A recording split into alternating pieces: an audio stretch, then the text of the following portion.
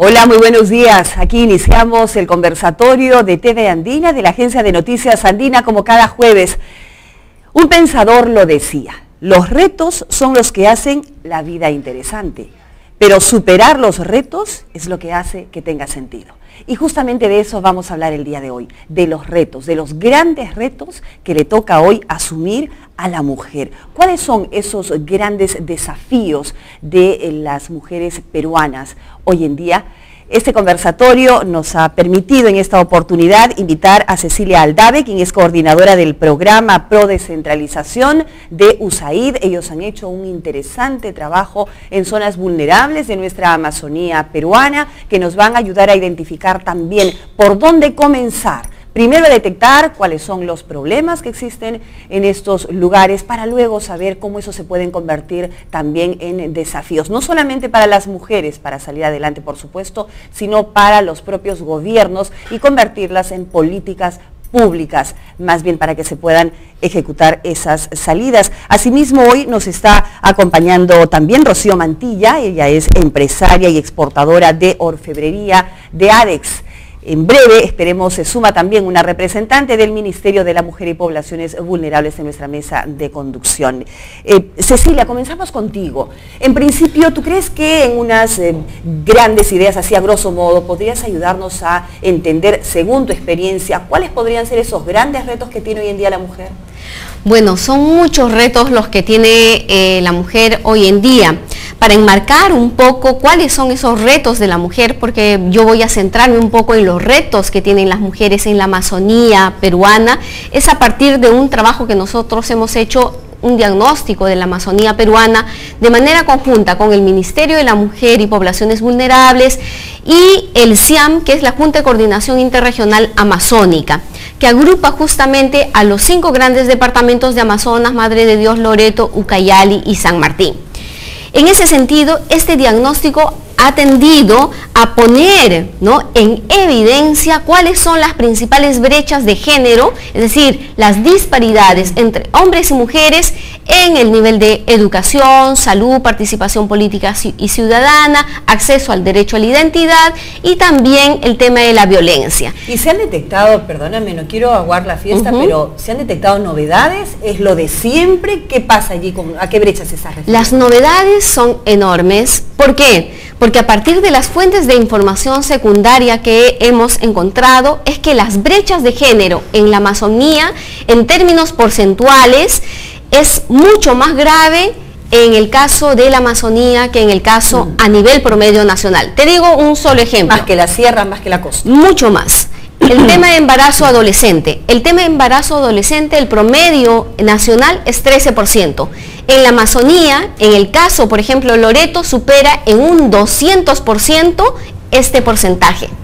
Igual en los otros departamentos, los porcentajes son mucho mayores, son el 200%, es decir, llegan al 27%, hay toda una data detallada y un porcentaje en cada uno de ellos. Pero que son estadísticas que han ido ascendiendo, se han mantenido. Han ido ascendiendo. En el caso de San Martín, por ejemplo, si bien es cierto, el porcentaje es 27.5% aproximadamente, para el año 2012, en el año 2001, el porcentaje era el 21%. Entonces vemos que en el caso de embarazo adolescente, efectivamente, si uno quiere focalizar en términos de políticas públicas que le corresponde tanto al Ministerio de la Mujer y Poblaciones Vulnerables como al Ministerio de Salud, a los gobiernos regionales y locales y a la ciudadanía en general también, que es un tema de corresponsabilidad política, evidentemente los esfuerzos tienen que encaminarse y darse en la Amazonía peruana y dentro de la Amazonía peruana también en el caso concreto de Loreto.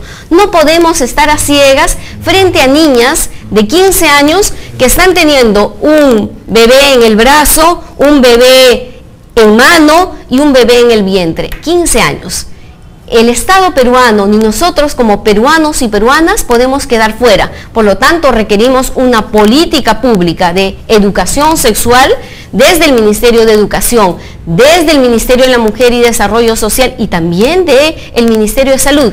¿Qué cosas estamos haciendo como Estado peruano? ¿Qué cosas estamos haciendo como entidades en el caso de nosotros como un programa de cooperación de USAID, que es pro descentralización, que estamos haciendo también para contribuir a que los gobiernos, a través de la asistencia técnica que damos, focalicen este tema como un tema prioritario. Otro punto que ustedes hayan detectado también y que sea tema de preocupación. El tema voy a señalar 3 al menos. El tema de la participación política y ciudadana. El tema de la participación política y ciudadana ha crecido, ¿verdad? A nivel nacional.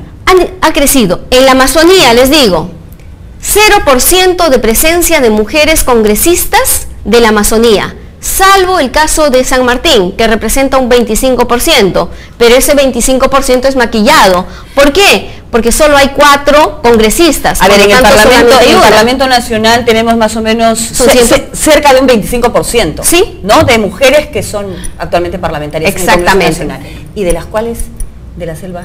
Una. Solo una en San Martín. En el caso de San Martín. Ya. Gravísimo. Gravísimo. Segundo problema, a nivel de presidencias regionales. ¿Cuál es el porcentaje de mujeres presidentas electas? 0%. A nivel de vicepresidentas regionales, 0%. A nivel de cargos de elección como alcaldesas, no llegan al 7% de mujeres alcaldesas provinciales. La misma cifra a nivel de alcaldesas distritales. Hay mayor presencia a nivel de consejeras y regidoras municipales, pero sin embargo no todavía han alcanzado ni siquiera la cuota de género. Y eso tiene que ver con que con la ausencia de una política adecuada de educación, de formación, desde que están las niñas en el seno del hogar. Como prioridad podríamos marcar eso. Son varias condicionantes, varios elementos que juegan. Una, la política pública, que tiene que darle el Estado. Tenemos una ley en la cual está el derecho, el voto preferencial, pero sin embargo, si somos el 50%, más del 50% de mujeres, la presencia de hombres es mucho menor, no llega al 50%. ¿Por qué se da esa representación menor? Porque no hay una política pública en el marco de las leyes orgánicas para las elecciones, tanto nacionales como regionales y municipales, que planteen justamente mecanismos de acción afirmativa o mecanismos que aseguren una participación representativa en términos igualitarios de hombres y mujeres.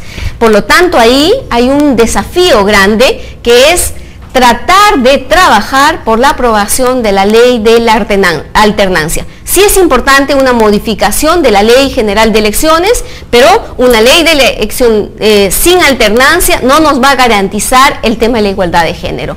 Ese es otro tema. Varias voces las que piden eso y desde hace un buen tiempo. Cecilia, lo que está usted haciendo aquí en el programa es poniendo el dedo en la llaga, ¿no? Vamos a regresar con usted. Permítame conversar con Rocío Mantilla. Ella es actualmente no solo empresaria, sino que es también exportadora de orfebrería. Ella viene integrando la Asociación de Exportadores ADEX. Lo primero que quiero preguntarle, Rocío, a ustedes, ¿qué tanto le cuesta a usted ser empresaria? Bueno, como mujer digo, ¿ah? Como mujer, hay muchas dificultades. Yo personalmente, es una empresa familiar de más de 60 años, o sea, ya es creada y fundada por mis padres. Entonces ya cuando yo la vengo dirigiendo, que es más de 15 años, la verdad que yo ya me encuentro con una empresa constituida, con una empresa que ya caminaba, gracias a Dios, con fidelidad de clientes y todo. Sin embargo, he tenido en algunas ocasiones obstáculos como mujer a la hora, por ejemplo, el tema del machismo, ¿no? O sea, a la hora de conformar comités, por ejemplo, ¿no? ¿Y por qué una mujer? ¿Y por qué no los hombres, no? Entonces, ha habido mucho esto, pese a que yo venía de una empresa que tenía mucha experiencia, o sea, como rubro, y que dominábamos el tema, no le importaba, simplemente por ser mujer. O sea, la discriminación, digamos, por el tema del género. Por ser género. Poco, pero sí lo he visto más, digamos, no personalmente como empresa, porque como te digo, ya es una empresa tan caminada, digamos, que bueno, ¿no? Ya venía ya recorrida. Pero sí, cuando he estado haciendo capacitaciones a nivel el interior con microempresarias en 5 ciudades, a nivel de 300, 400 personas en total, sí me encontré con cada caso por ejemplo, pero eso también viene por la autoestima de la mujer, ¿no?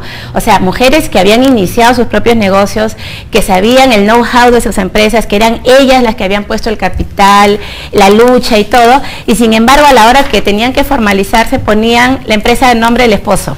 ¿Y por qué? Porque cuando les preguntábamos venía porque no, porque yo prefiero que él sea la cabeza de la empresa. O sea, yo creo que ahí viene un poco el tema de la educación. Ya no es el tema de que si la posibilidad o no posibilidad, ellas dominaban todo el tema, ¿no?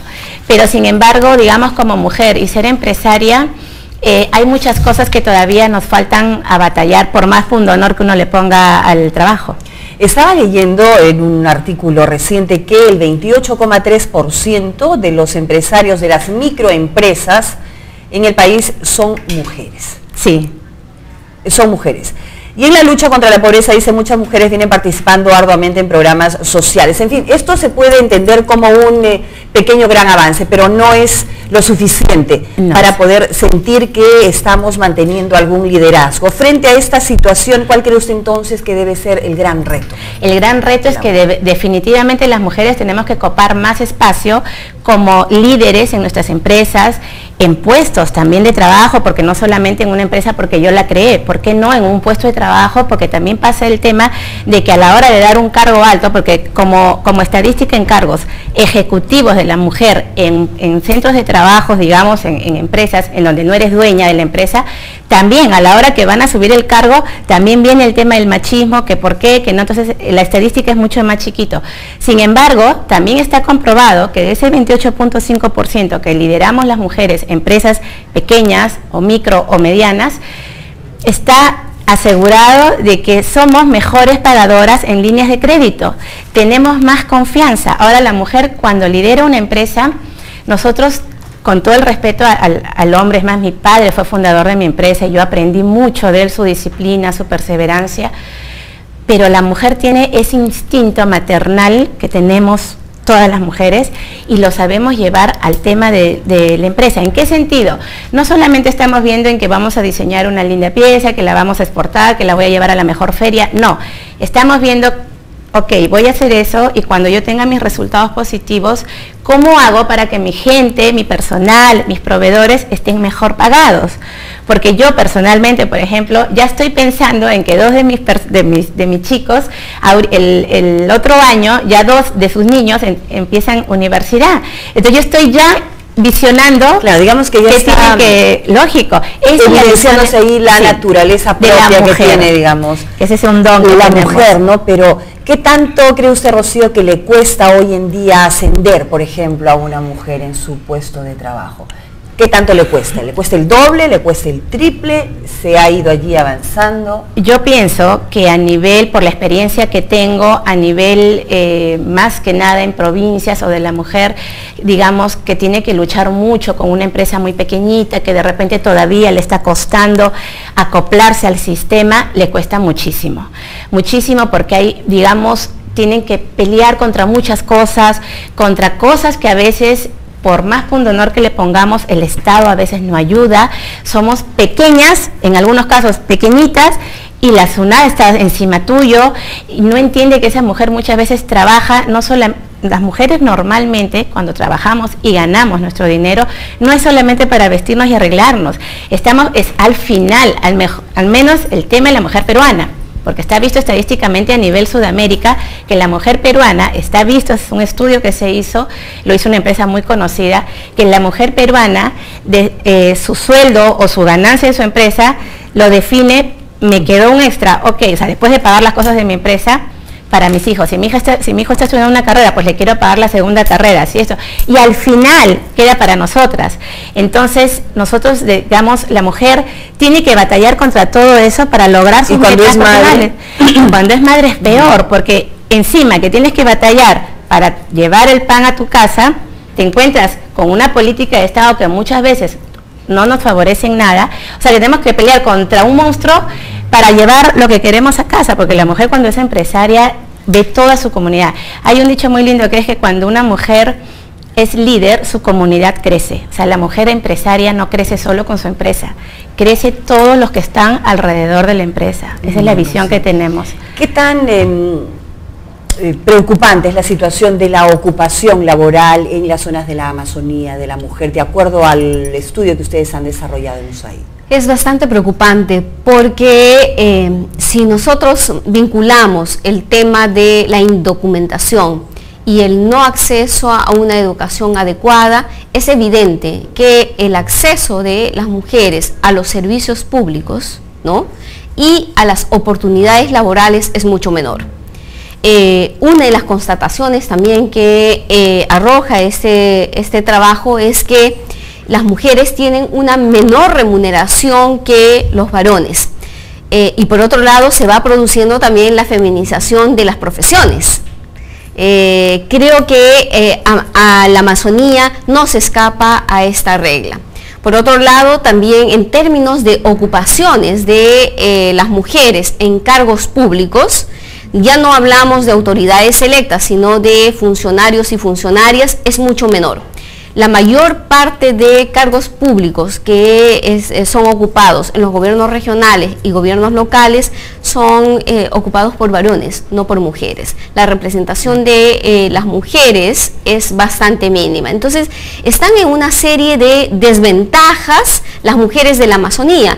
Y creo que la data mucho más alarmante que nos arroja este documento que nos sirve para tomar decisiones de políticas públicas es que las mujeres de la Amazonía, y más las mujeres de la Amazonía que están en zonas rurales, y si son mujeres de la Amazonía que pertenecen a poblaciones de comunidades o de poblaciones indígenas, y si son poblaciones, mujeres de poblaciones indígenas que hablan solamente su lengua y no dominan el castellano y que viven en zonas rurales, son las que están en situación de mayor vulnerabilidad y con menores posibilidades de acceso a una ocupación de calidad y en términos de mejorar la dignidad de las personas también, ¿no? En cuanto a avances, podemos percibir que en la gestión actual se ha desarrollado mucho el tema de la identificación, por ejemplo, de las personas. Hay campañas gratuitas que viene desarrollando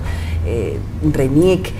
Hay también un tema de inclusión social en relación a llevar a educadores hasta las zonas más profundas. En fin, es una percepción que tenemos quienes vivimos en la costa y es lo que nos cuentan, nos informan, o ustedes que han desarrollado ese trabajo han detectado que sí efectivamente hay avances. Para no deprimirnos tanto para ser optimistas, hay avances importantes. Hay avances importantes si nosotros, en términos de políticas públicas, a nivel de marco normativo, simplemente tenemos una ley de igualdad de oportunidades. Ese es un avance. No había, ¿verdad? No había, no había. Tenemos el plan de igualdad de género, que también existe en estos momentos. Tenemos el plan nacional de lucha contra la violencia hacia la mujer. Es otra herramienta, otro instrumento de política pública sumamente importante. Tenemos un Ministerio de la Mujer. Tenemos una Defensoría Adjunta de la Mujer. Eso en el nivel nacional. A nivel regional se están produciendo avances importantes. Poco a poco los gobiernos regionales están considerando de que entrar de lleno en el tema del adelanto de las mujeres, de la igualdad de oportunidades para reducir las brechas de género, es una tarea pendiente y es un tema de la agenda pública de los gobiernos regionales y es una política pública que tienen que priorizar.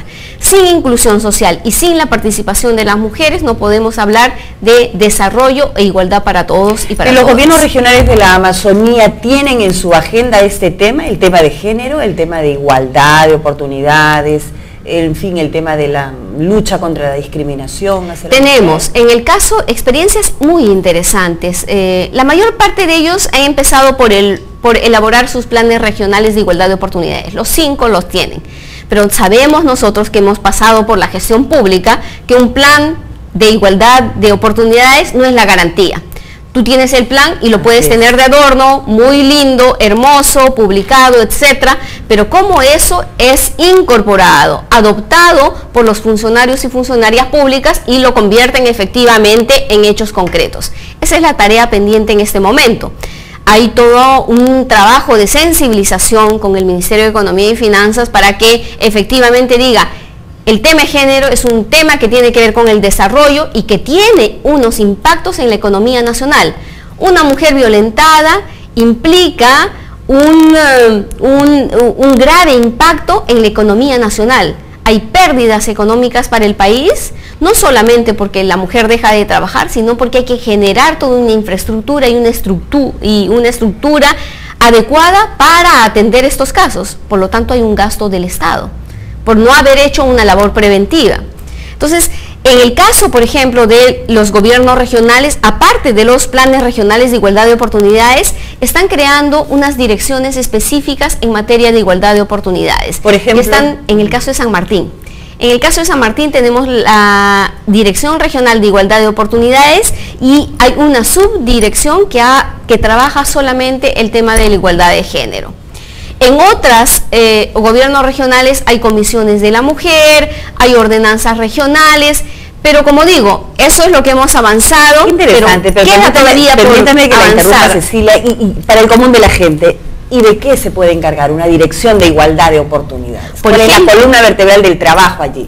Por ejemplo, coordinar con la DIRESA y con la Dirección Regional de Educación. Con la DIRESA, porque es la instancia en el territorio que va a dar la normatividad, es la instancia rectora en el territorio en esa materia, en su territorio, en concordancia con los mandatos del Ministerio de la Mujer y Poblaciones Vulnerables, que es la rectora a nivel nacional. Entonces, esta dirección, ¿qué puede hacer? Por ejemplo, si identificamos que en Loreto el tema del embarazo adolescente es el fundamental, tiene que desarrollar una serie de acciones en términos preventivos, de atención y posatención para estas niñas y adolescentes. El trabajo de coordinación y articulación con los gobiernos locales es clave, porque ellos son los que están más cercanos a la ciudadanía. Con las direcciones regionales educativas, ¿cómo se incorpora en el currículo el tema de la educación sexual? En materia de educación intercultural bilingüe, porque la mayor parte de poblaciones el idioma, ¿verdad? Exactamente, es el tema del idioma. ¿Cómo los gobiernos locales trabajan el tema desde sus direcciones de promoción de la participación ciudadana, el tema de la prevención del embarazo adolescente? Así como para este tema, hay también otros retos en materia, por ejemplo, de trata de personas. En el tema de feminicidio, un caso, sabemos que 9 mujeres cada mes son asesinadas por crímenes simplemente de odio, por razón de ser simplemente mujeres. Feminicidio, ¿verdad? Exactamente. Así, eso en la Amazonía no se tienen datos, no se tienen registros, pero se sabe que la violencia contra la mujer es exacerbada y puede hacer que esa cifra de 9 mujeres al mes que son asesinadas a nivel nacional en Amazonía sea mayor. No se tiene registros. El tema de trata de niñas y niños y adolescentes o de mujeres con fines de explotación sexual, la minería ilegal y la informalidad en la tala de árboles en la Amazonía, sea en Madre de Dios y en Ucayali, genera justamente estos problemas. ¿Qué cosas se están haciendo al respecto? Eso corresponde también a los gobiernos regionales y locales. Y ahí pueden tener todo un trabajo preventivo, promocional y de articulación. Exacto, la trata de personas. Ese es un tema gravísimo en nuestro país, donde niñas están siendo trasladadas de un lugar a otro y hasta ahora todavía, en ese sentido sí debo de decir, hay pocos avances todavía. No hay avances fuertes, simplemente la estrategia es post. No hay una lógica preventiva. No se trabaja, por ejemplo, con el Ministerio de Comercio Exterior para trabajar cómo desde los hoteles pueden romper justamente ese círculo que se genera a partir de la trata de niñas, niños y adolescentes y que va ligado con otros temas como la pedofilia, por ejemplo, que ya son otros temas también. Una cadena, Cecilia, bueno, una pena. Habíamos invitado a esta mesa de trabajo a una representante del Ministerio de la Mujer porque directamente se ve ese sector más involucrado precisamente para poder describirnos cuáles son sus políticas de trabajo, pero esperemos que se dé una segunda oportunidad para ello. Vamos a continuar conversando con Rocío, quien es exportadora. Decir es exportadora parece simple. Así, parece que ganamos un montón de plata. Y parece encima que ganan un montón de plata. Si uno dice exporto, entonces ya inmediatamente la gente se le pone el símbolo de dólares. ¿Cuántas mujeres exportadoras hay en ADEX? Bueno, ADES tiene un grupo como de 1.200, 1.500 socios en total. Obviamente la diferencia es abismal en porcentaje, no tengo exacto la estadística, pero somos menos que los hombres, definitivamente. Nosotras, por ejemplo, para el tema de exportación, el tema viene porque, bueno, todos, hombres y mujeres, tenemos un servicio, un producto que ofrecemos al Perú y al exterior. Tiene que ser tu producto muy bueno o tu servicio muy bueno para que tú digas, ok, me voy a tal país y voy a hacer que este producto camine en tal país. Nosotros, gracias a Dios, tenemos más de 12 países que estamos exportando constantemente, ¿no? Empezamos de uno en uno, por ahí un pedido, por ahí otro. Pero con ayuda de ADES, obviamente, muchísima, pues una institución muy seria, digamos, tenemos ese, digamos, ese know-how atrás de nosotros, porque cuando yo consigo un cliente de exportación, ADES inmediatamente nos apoya absolutamente en todo, ¿no? Es bueno, es serio, averíguame, o sea, yo ya hice mi trabajo de llegar a él, pero ahora tú averíguame qué tal con esta empresa, y ellos tienen todos los canales para llegar a Cancillería en ese país y ubicarme si puedo negociar con el cliente o no. Tengo entendido, ahora que estoy en el comité, que justamente dentro de estos socios y todas las mujeres de ADES estamos siendo bien, cada vez mejor calificadas, estamos yendo mucho a ferias representando al Perú como institución de ADES. En mi caso he ido ya 3 veces representando, en Santo Domingo un evento, en Holanda otro evento y en Corea también. Y digamos, cuando me han comentado que cuando, por ejemplo, llaman a una empresaria de ADES, mira, hay este proyecto, o sea, todos somos empresarios, hombres y mujeres, hay este proyecto, pero este proyecto significa, ok, te vamos a dar la oportunidad de esto, pero la parte social, responsabilidad social, pero además tú vas a tener que hacer esto en bienestar más que nada de nuestro género, de la mujer. Honoren, o sea, tiempo, espacio, ir, venir y dedicar tu tiempo. Somos las mujeres las que más estamos listas para hacer ese paso. Y los hombres no, que no, pero siempre tienen 1000 excusas, no pueden o algo, ¿no? Entonces las mujeres siempre estamos pendientes, por eso que en ese tema ADES viene liderando el tema de la mujer empresaria. Basta ya, hay que decir sí, ahí, exacto. Basta ya. Hemos escuchado en más de una oportunidad que, por ejemplo, le es más fácil a una mujer que se le abran las puertas, en este caso, de ventas, para poder ofrecer algún producto. Más fácil que para un hombre. Esto no es simplemente un comentario. No, la verdad que sí. Yo trabajo con mi hermano, los dos somos pero socios. no es simplemente por una cara bonita. Hoy en día, y eso habría que enfatizarlo, es porque también, además de, hay una preparación y una capacitación que probablemente antes no había. Claro, obviamente. O sea, primeramente tú dominas tu profesión, esto. O sea, la persona que está adelante, sea hombre o mujer, necesita, cuando llamas a alguien para que te ofrezca un servicio o un producto, quieres tener una persona segura de sí misma que domina su producto o su servicio. Yo creo que eso, hombre o mujer, ¿no es cierto? Así sea hombre o mujer el del frente y hombre o mujer el de acá. Eso es una ley que se va a cumplir. Pero te cuento uno de mis viajes que hice a España, por ejemplo, a hacer negocios, me contacto con un empresario y el tipo me decía, primeramente no podía creer que estaba hablando con una empresaria mujer y peruana. Cosa raro que yo me imagino en España hay empresarias. Entonces me dijo, empresaria y peruana. Encima empezamos a negociar muy bien y él, o sea, hablamos de un cliente que me lo dijo y me dijo, a mí me encanta tratar con las mujeres, me imagino que lo hablaba en términos generales, porque ustedes cuando dominan y conocen su producto, a la hora que venden el producto o el servicio, tienen el otro complemento que la mujer latina lo tiene más todavía, ¿no? ¿Qué cosa era? Esa parte dulce, esa parte sublime que tenemos, esa parte, digamos, de que muchas veces somos muy maternales hasta en hacer un negocio sin pecar de tontas tampoco, ¿no? Entonces sabemos poner los límites, sabemos poner las cosas como son y eso hacía más fácil la negociación. O sea, en mi caso, por el rubro que tengo, me es más fácil trabajar con una mujer que tiene el tema de la decoración muy en la mente y hablamos en el mismo idioma. Cuando me ha tocado hablar con hombres sobre el tema, que cada vez es menos ahora, porque ahora son las mujeres las que están viendo el tema de la compra de mi rubro, entonces para mí es más fácil convencer al hombre, definitivamente, ¿no? Porque poco, muchos saben, entonces es más fácil envolverlos en el mundo de nosotros. Entonces sí, definitivamente creo que por ese lado la mujer tenemos ese don de poder negociar y acercarnos más al hombre o a la mujer.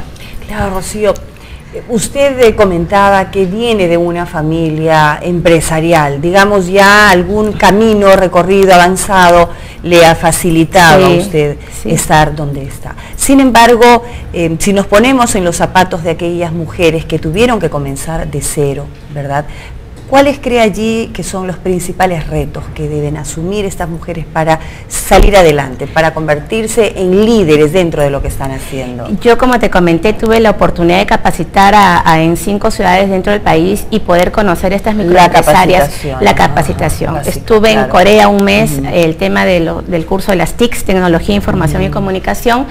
Me fui un mes, salí de mi empresa solamente con el propósito que cuando venga al Perú yo tenía y estaba obligada con mi responsabilidad de capacitar a 50, 80 mujeres empresarias de ADES. ¿Y qué observaba en esas mujeres?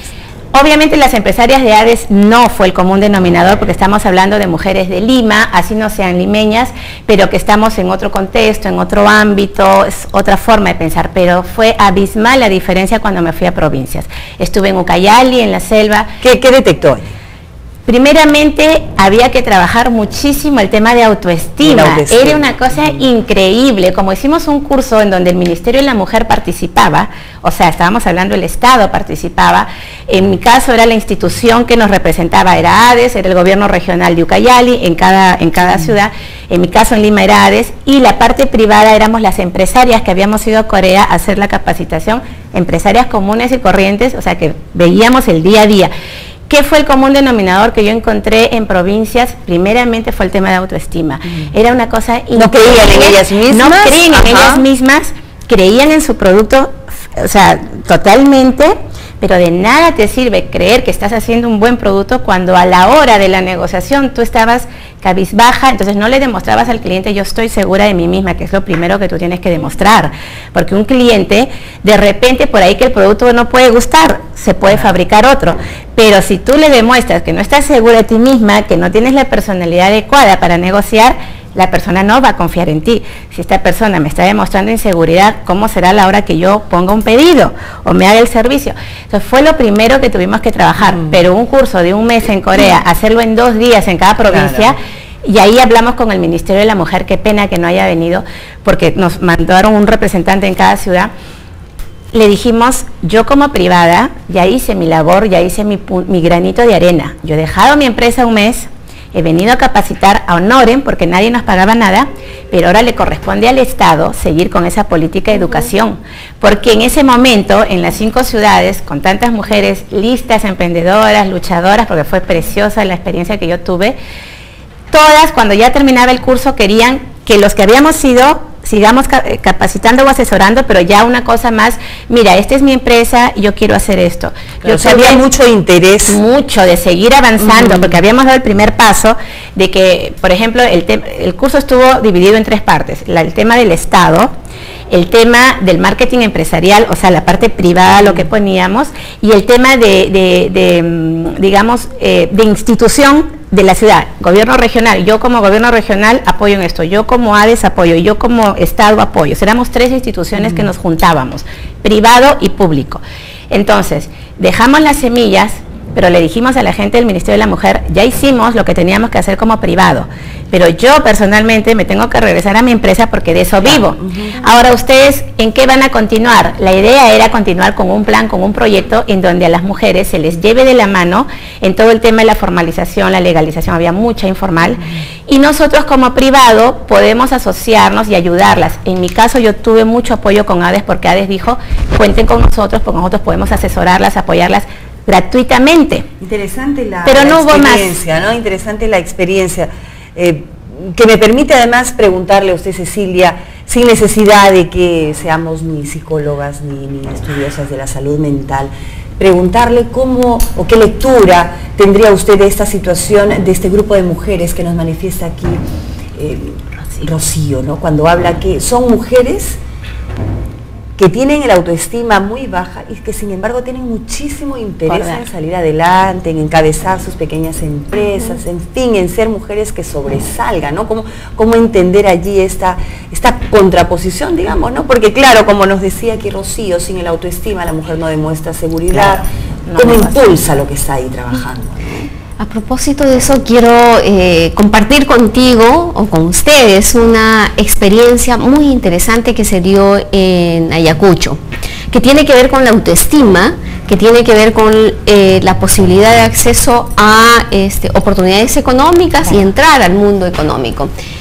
En Ayacucho, hace el año 2009 que estuve en el estado, en Canas, cerca del 90% de mujeres sufría de problemas de alcoholismo y de violencia familiar y sexual, sobre todo por parte de los padres. ¿90%? Altísimo, 90%. Si me está diciendo casi toda la población femenina. Casi toda la población femenina, exactamente. Y era secuela justamente de la época de violencia que hemos vivido en el país. Se hicieron muchos trabajos de tratar de sacar adelante a las mujeres, pero no se lograba. Habían talleres de autoestima, etcétera, pero no se lograba así y llegar efectivamente a cómo desencadenar ese proceso en el cual la mujer vuelva a adquirir el respeto a sí mismo y la capacidad de decidir por sí misma y no que otros decidan por sí, sea por una relación patriarcal que hayan tenido al interior de su familia o una relación machista que la ha descrito bien Rocío. Entonces, lo que desde el Ministerio de la Mujer en ese momento y desde la cooperación belga se decidió trabajar es que insertar a estas mujeres, trabajar de manera paralela el tema de la autoestima junto con incorporarlas dentro del mercado económico. Claro. Exactamente, y que ellas se sientan dueñas de los recursos que tenían. Claro. Y que además enseñarles de que el manejo económico, porque ha habido muchos proyectos del Estado en el cual se les daba crianza y cuyas empresas, pero que al final ellas cuidaban los animales, todo, pero la administración económica la tenía el marido. Así es. Y esos proyectos fracasaron. Entonces, incorporar el componente en el cual ver bien cuál va a ser el rol del marido o de los varones que están dentro de casa, en el caso de las mujeres solteras o madres, jefas de hogar, no había ningún problema. Pero realmente esa ha sido una experiencia importante y creo que las políticas públicas tienen que ver esos tres elementos. El tema de cómo recuperar la seguridad de las mujeres y la autoestima, rompiendo esas relaciones de poder que existen entre hombres y mujeres, insertándolas en el mundo económico y abriéndoles nuevas oportunidades de trabajo. Eso para mí es potente. Y muy pocos proyectos han logrado trabajar. Y vieras los trabajos que hacían. Ellas se dedicaron a exportar para esta empresa Converse bordados que los exportaban, joyas lindísimas, etcétera. Entonces, y ahora siguen ellas teniendo esta relación dinámica, exportando fuera, etcétera. Para mí esa es una buena experiencia y que creo que nosotros... experiencias, perdónenme que la interrumpa, además que son experiencias de vida que al final se convierten en la gran herencia para las familias, para hijas, para nietas. Exactamente. El tema de aportar económicamente, ¿qué otro valor agregado le da a la mujer hoy en día?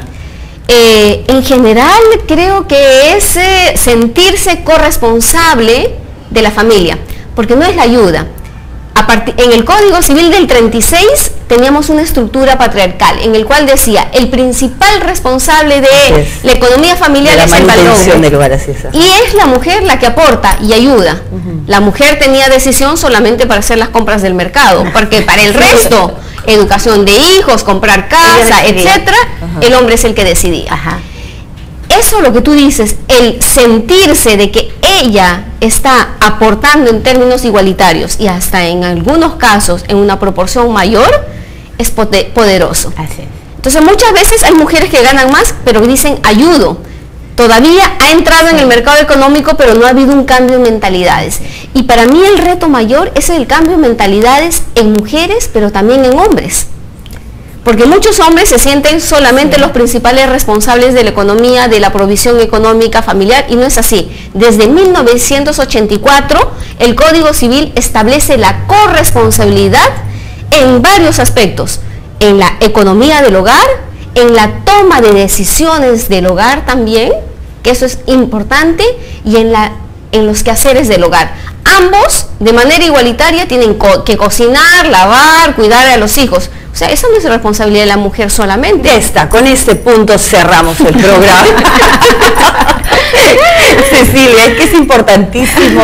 Al comenzar el conversatorio les anunciábamos a ustedes que el tema era los grandes retos de la mujer peruana hoy, pero en realidad lo que ha ido trascendiendo a través de todas estas ideas es cuáles son los grandes retos de la sociedad, del Estado para con la mujer el día de hoy. Hay una responsabilidad conjunta indudable. Yo les agradezco a ustedes de veras por el tiempo que nos han dado aquí en el programa, y les pediría a modo ya de cierre que nos dejaran, no sé si con alguna reflexión, alguna convocatoria. Adelante, Rocío. Sí, claro que sí. Yo de verdad quiero dedicarme a las mujeres que tengan mucha seguridad, que sigan teniendo el mismo cariño y pasión que le están poniendo a su trabajo, y que por favor se sientan seguras de sí mismas, porque son ellas, somos nosotras las que llevamos nuestras empresas y llevamos nuestro hogar, y eso solo Dios nos bendice. Mucha suerte a cada una de ustedes. Ya saben que cuentan con ADES. ADES tiene muchos programas para las microempresas. A veces uno cree que ADES es solo para los grandes, para los expertos. No es así, y ADES de verdad está apoyando, y yo como parte del consejo directivo de ADES tiene un proyecto gratuito para ayudar a las mujeres. Está a la espera de proyectos lindos en donde uno diga, tantas mujeres se van a beneficiar, que no tienen que ser socias, pueden ser de algún punto de comunidades, y ADES está con los brazos abiertos realmente para recibirlas. Les dan asesoría también. Totalmente, asesoría, y las llevan de la mano para ver. Hay muchas mujeres que llegan sin ni siquiera saber a qué negocio me dedico. Eso ya estamos hablando de un nivel 0-0. Las capacitan, las ven y las engranan a la cadena productiva. Qué interesante, bueno, pues a ponerse en contacto con ADES entonces, Cecilia. Bueno, en primer lugar, yo quisiera recordar que el 8 de marzo es el Día Internacional de la Mujer, y saludar a todas las mujeres valientes, valerosas, que están trabajando justamente por el éxito de las mujeres y por el avance también de las mujeres. Alentar también a los varones que se han incorporado en esta tarea de la igualdad de género y que están trabajando de manera permanente también por buscar esa igualdad. Y quiero terminar con una reflexión. El término de la igualdad de género es una tarea de todos. Es una tarea que no solo corresponde a las mujeres, es una política pública de prioridad, porque los problemas que trae consigo las brechas de género son problemas de Estado y problemas de salud pública en general, que tienen repercusiones graves en la economía nacional. Por lo tanto, es una tarea de los gobiernos, del Estado peruano, del Poder Ejecutivo, de los gobiernos regionales, de los gobiernos locales, de la sociedad civil, de los medios de comunicación, y en ese sentido, desde el programa Pro Descentralización de USAID, nosotros estamos buscando a contribuir a que efectivamente estas brechas, sobre todo en la Amazonía, vayan reduciéndose, ¿no? Entonces, si necesitan alguna información adicional sobre el tema de las brechas de género en la Amazonía, el programa Pro Descentralización, que trabaja temas de gestión pública, está también ya a contribuir y colaborar con autoridades, con organismos de la sociedad civil, aportando la experiencia que nosotros tenemos. Bien, Cecilia, Rocío, este 8 de marzo es el Día Internacional de la Mujer. A mí me parece que cada año que pasa, si se van sumando más y más y más hombres a estas celebraciones, particularmente sentiría que sí estamos llegando a esta igualdad de oportunidades. Es más, yo siempre comentaba que la ministra de la Mujer, a quienes tiene que convocar primero a esta serie de celebraciones y homenajes, es a los hombres, porque lo que generalmente vemos en las movilizaciones, en las marchas o en las ceremonias o actividades que hay, son solamente mujeres. Y no puede ser, ¿no es cierto? Sino de qué involucramiento estamos hablando. Había hecho yo un listado inclusive de en qué carteras ministeriales ya han llegado las mujeres, y hemos estado en este gobierno por lo menos en las principales carteras, ¿no? Actualmente incluso tenemos a la canciller de la República en una de estas carteras. Sin embargo, hay muchísimo que hacer, lo están aquí manifestando nuestras invitadas, lo deben sentir también ustedes. Entonces, en procura de ello, vamos a seguir trabajando también aquí, por supuesto. Muchas gracias por seguirnos. Será hasta el siguiente jueves en un nuevo conversatorio. Que tengan buenos días.